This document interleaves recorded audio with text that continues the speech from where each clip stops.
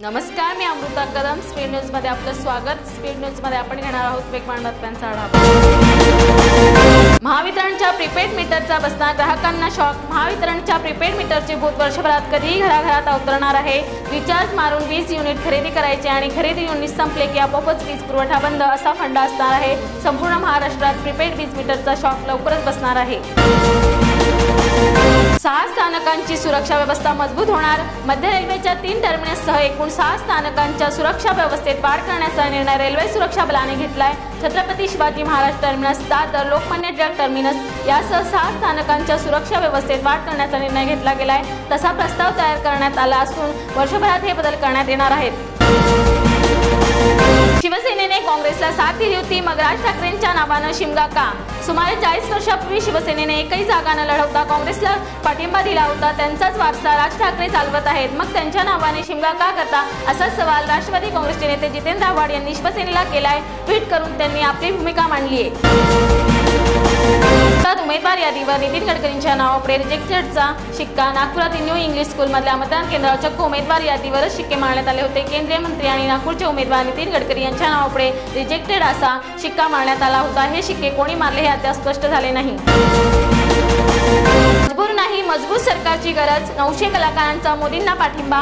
देशभरात आज लोकसभा निवडणुकीच्या पहिल्या टप्प्यातील मतदान पार पडत आहे. पहिल्या टप्प्यात देशातील 18 राज्य आणि 2 केंद्रशासित प्रदेशातील 91 मतदारसंघात आज मतदान होणार आहे. यावेळी मोदी सरकार आणि त्यांच्या मित्रपक्षांना मतदान करण्याचं आवाहन 900 कलाकारांनी केलंय.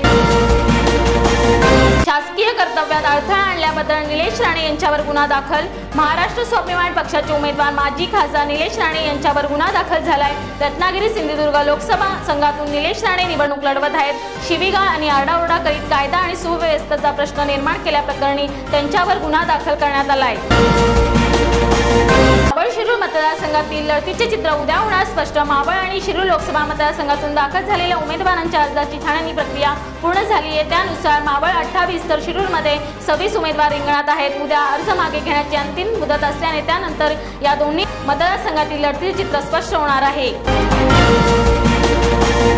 गुजरातमध्ये काँग्रेसला मोठा धक्का. 3 आमदारांचा राजीनामा.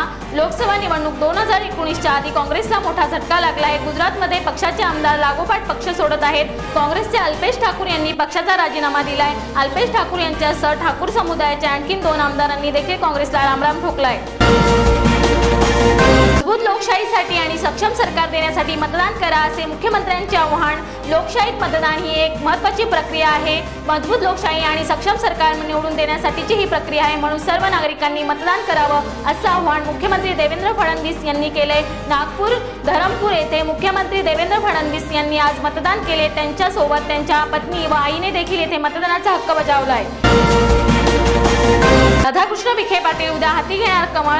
लोकसभा निवडणुकीच्या तोंडावर काँग्रेस राष्ट्रवादीचे विखे पाटील आणि विजयसिंह मोहिते पाटलांचा भाजप प्रवेश निश्चित झाला आहे. 12 एप्रिलला अहमदनगरमध्ये होणाऱ्या पंतप्रधान नरेंद्र मोदींच्या सभेत राधाकृष्ण पाटील तर 17 एप्रिलला अकलूज येथे होणाऱ्या पंतप्रधान मोदींच्या सभेत विजयसिंह मोहिते पाटील भाजपामध्ये प्रवेश करणार असल्याचे स्पष्ट झाले.